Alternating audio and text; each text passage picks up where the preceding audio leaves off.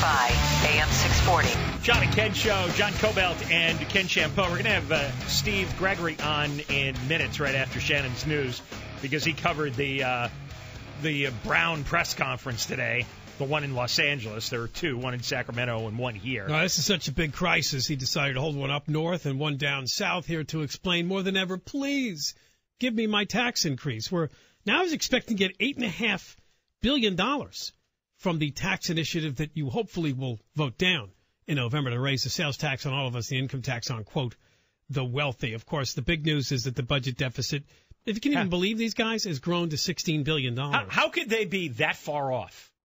Remember, they thought it would be balanced. They were off by $16 billion, which is a huge percentage of the overall budget. They're liars. They're incompetent. The Democratic legislature, you know, we've had one-party rule for nearly all of the last 40-plus years in this state. You know, the state Senate has been Democratic since 1970. And except for about a year and a half in the mid-'90s, the Assembly has been in a similar state. You have one-party rule. Well, what do you think is going to happen? You have one party, which in this state believes in very high taxes, punishing businesses, and handing out lots of welfare and benefits and high salaries and pensions and health care for government employees. When you try this as a societal model, it fails. Look at Greece. Look at Spain. Look at France. Look at Italy. Look at places where they have high taxes, lousy business climate, big fat government payroll. Look what happens. Mathematically, it doesn't work. I don't care how egalitarian you want to be, how much you wish everybody had the same amount of money and the same size house, and how moral you think you are and how enlightened you think you are. Mathematically, it doesn't work.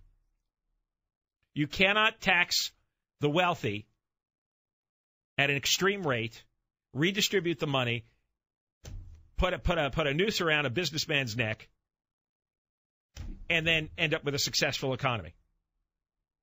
It's proven all over the world. They keep trying this. They tried this for decades. Doesn't work. Now that people are living so long, I mean, it's ridiculous. All right, let's. It's a failed system, and it's proof every day in the headlines. It's failed. Let's get a little taste of Jerry Brown from this morning's news conference. Let's play clip one.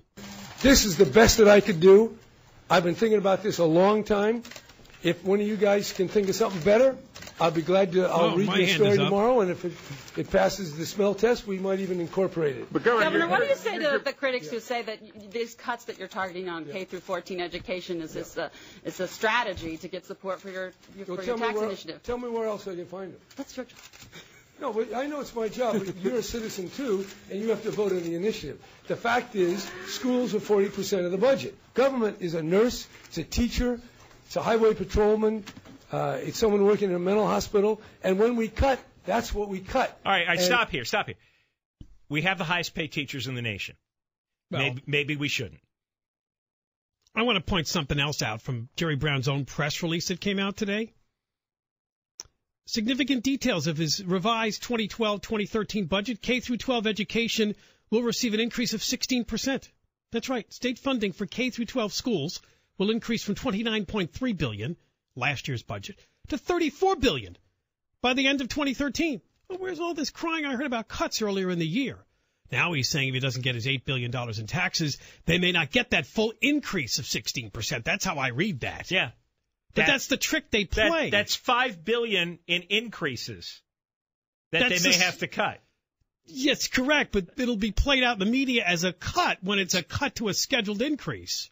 Listen today and watch and see if anybody reports that he actually has a 16% increase in K through 12 education. An increase, $5 billion increase. Subject to the voters approving his taxes in November. He's pulling a scam. It's a lie. We have to keep telling you this. Brown is a liar. He's not to be trusted. Right, he seems to have a sociopathic streak. he doesn't seem to have a conscience about standing up and lying to reporters in public. All right, Steve will join us because the second news conference was held in the 2 o'clock hour down here in L.A. We'll see what came of that. John and Ken Show, John Cobell and Ken Shampo.